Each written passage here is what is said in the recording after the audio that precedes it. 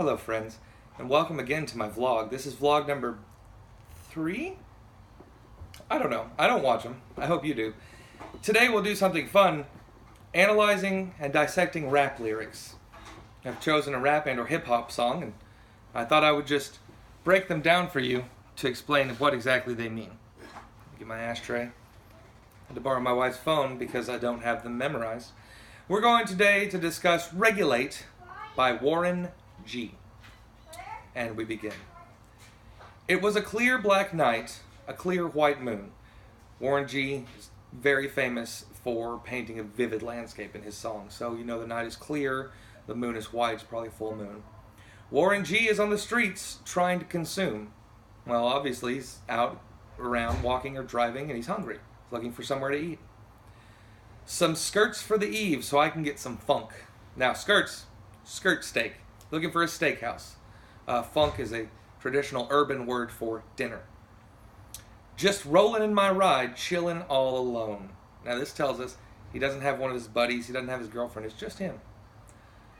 Just hit the east side of the LBC, it's the London Bridge Commerce, on a mission trying to find Mr. Warren G. So it's an introspective evening. He's trying to find out, who is Warren G? Who am I? So he won't be picking up any friends. Seeing a car full of skirts ain't no need to tweak.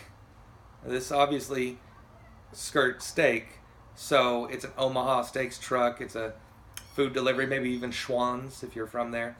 No need to tweak means he doesn't need to get excited. He knows he's going to a restaurant where he can have those.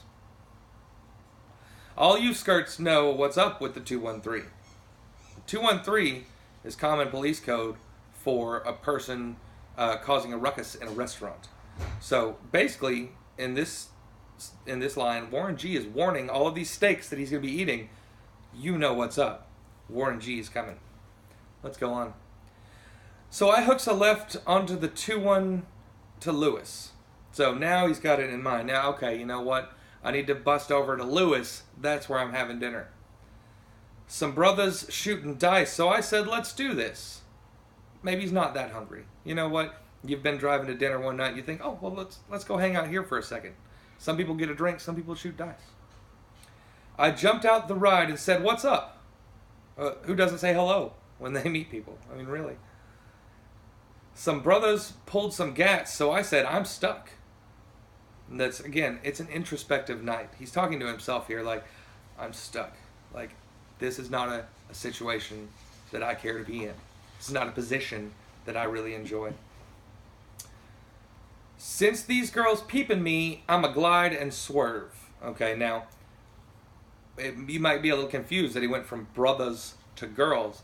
Now he's on the offensive.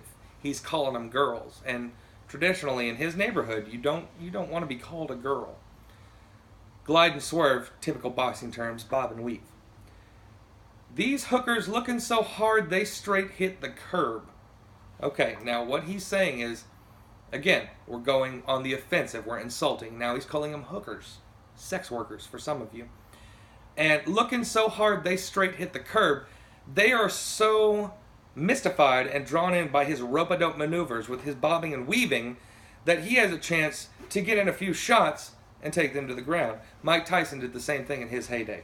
That's why he was so good, Iron Mike. Where were we?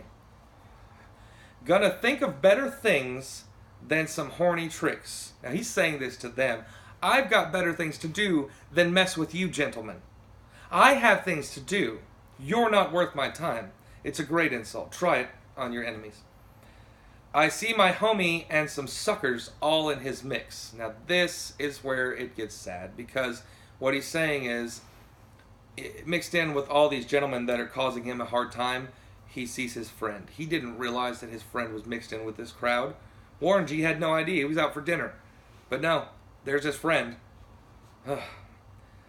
I'm getting jacked. I'm breaking myself. Inside. I'm breaking myself. His heart is breaking because his friend just tried to rob him. That would break anybody's heart. I can't believe they're taking Warren's wealth. Again, we're introspective. I can't believe that they're stealing my money. I'm Warren G. I'd be the same way. I can't believe Rob Kirkland is getting robbed. Except I would say it out loud. They took my rings. They took my Rolex. Every one of us here has been mugged. We all know what it's like. I looked at the brothers and said, damn, what's next? What do I have left for you to take? Poor Warren. They got my homie hemmed up and they all around. There he is. There's his friend. Right there in the mix. Ain't none of them seeing if they going straight pound for pound. So they don't want to fight him one-on-one. Warren G is a very famous boxer. They're not going to try to go one-on-one with him. I got to come up real quick before they start to clown. Most of you know I have an issue with clowns. So does Warren. So most people should. You really should. I best to pull out my strap and lay them busters down. This one was tricky when I sat down to really put some thought into this. But what I've realized is Warren now is going to use a different tactic.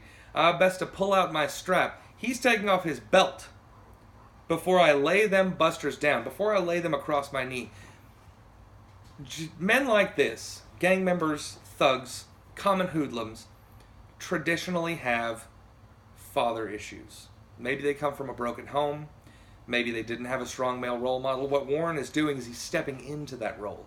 He's stepping into that strong male role model. I've pulled out my belt, young men, and you're in for it. You are in for it. And let me go on. They got guns to my head. I think I'm going down. I can't believe it. This happened in my hometown. If I had wings, I would fly. Let me contemplate. Even through everything that's going on, inside, he says to himself, this used to be such a nice place. It used to be such a good town. And I can't believe that this is happening. Oh, shit, hold on. I lost my lyrics. I glanced in the cut, and I see my homie Nate. That's his friend. He's finally named his friend, who's with these hoodlums. And really, and I'm going to stop here before this video gets too long, but what I think we can take away from this is, even through all the adversity that Warren faced that day, even through everything he had to go through, at the end of the day, what was really in his heart, what was really on his mind, was his friend Nate. All he cared about was getting him out of trouble. He wanted him to have a better life, just like Mr. G himself had. So, friends, I hope this helped you. We'll do this regularly, because I think there's a lot to be learned from these songs. You know, it's not all about twerking and what are they doing nowadays? It's not all about the anaconda or the buns. Sometimes it's really about finding out who you are and then finding out who needs you the most. Thanks for joining me today. Bye.